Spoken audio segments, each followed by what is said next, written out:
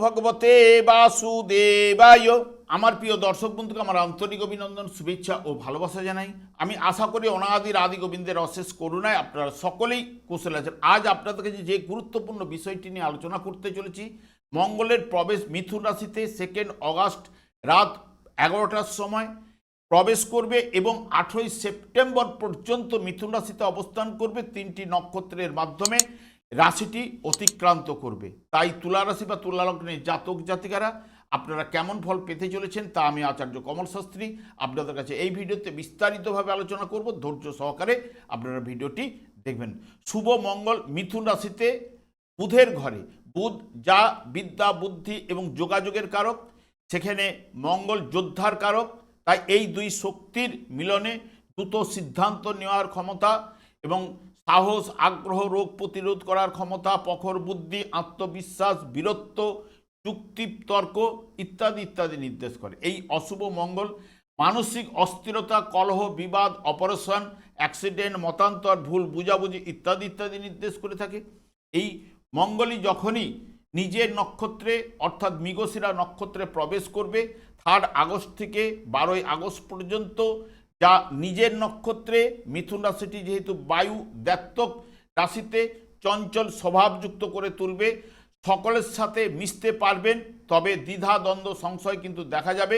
অনেক সময় হঠকারিতার জন্য ভুল করে ফেলবেন। ভাই বোনের সঙ্গে সুসম্পর্ক কিন্তু নিয়ে আসবে।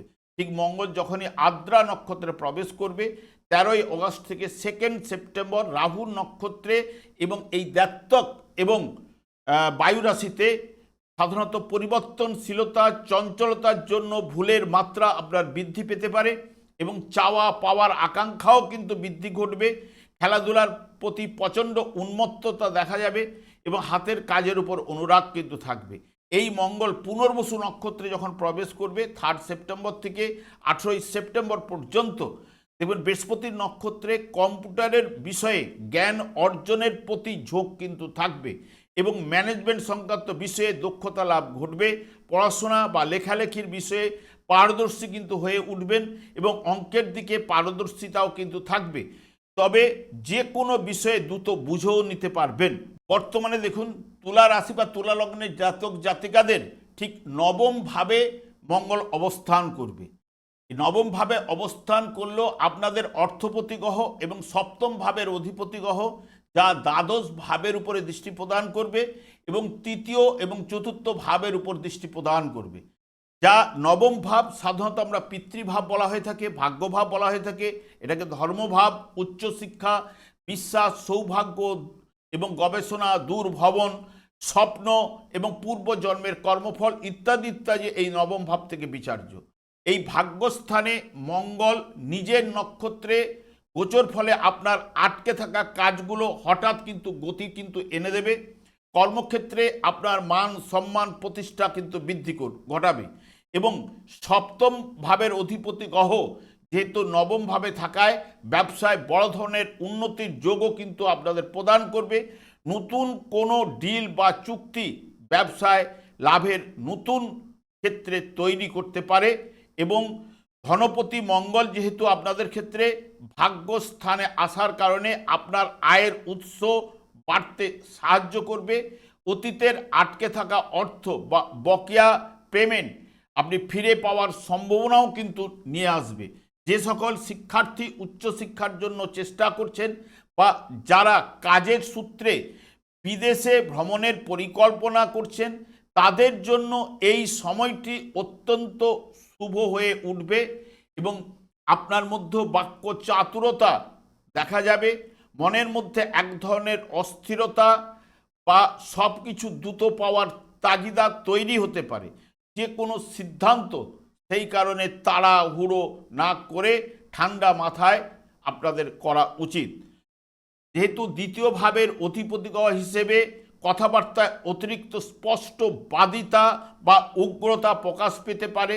পরিবারের সদস্যদের সাথে সংযোগ রাখার চেষ্টা করতে পারলে আপনার ক্ষেত্রেই ভালো। নবম ভাব পিতৃস্থান, তাই পিতার স্বাস্থ্য চিন্তা বা মতবিরোধ কিন্তু দেখা দিতে পারে।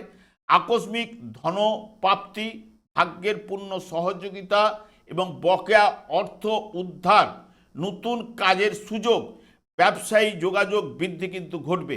জীবনসঙ্গীর সাথে সুসম্পর্ক থাকবে। কাজের অতিরিক্ত চাপ এবং অস্থিরতা ও ক্লান্তি বোধও কিন্তু দেখা দিতে পারে। তবে আদ্রা নক্ষত্রে ভাগ্যের চাকা কিছুটা অস্থির হতে পারে। বিদেশে যাবার সুযোগ কিন্তু প্রদান করতে পারে। আদ্রা মানেই চোখের জল বা কষ্টের মধ্যে যে শিক্ষা, তাই কোনো কিছু সহজে কিন্তু আদ্রা নক্ষত্রে আপনার আসবে না।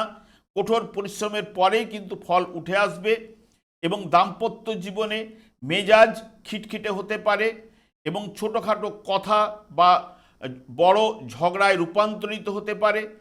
সেই কারণে কথাবার্তার মধ্যে তীক্ষ্ণতা বা কটু বাক্য চলে আসতে পারে। সেই কারণে একটু সতর্কতা অবলম্বন। আর্থিক দিক দিয়ে হঠাৎ বড় খরচ বা ধাক্কা আপনার আসতে পারে। তবে পুনর্বসু নক্ষত্রের অর্থ হলো আলোয় ফেরা। অতীতে যে কাজে আপনি ব্যর্থ হয়েছিলেন সেখানে এবার বড়সড় সাফল্য কিন্তু পেতে পারেন।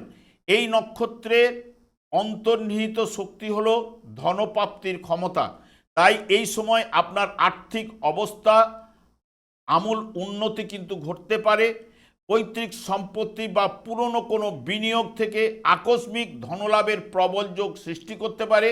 কর্মক্ষেত্রে আপনার সাহস, বুদ্ধিমত্তা ও কর্মদক্ষতা বৃদ্ধি পাবে। তুলারাশির জাতক জাতিকাদের ক্ষেত্রে অতি শুভ প্রভাব কিন্তু বিস্তার ঘটার সম্ভাবনা কিন্তু থাকছেই, যেহেতু আপনাদের অর্থ এবং সপ্তম ভাবের অধিপতি ভাগ্যস্থানে অবস্থান করার কারণে।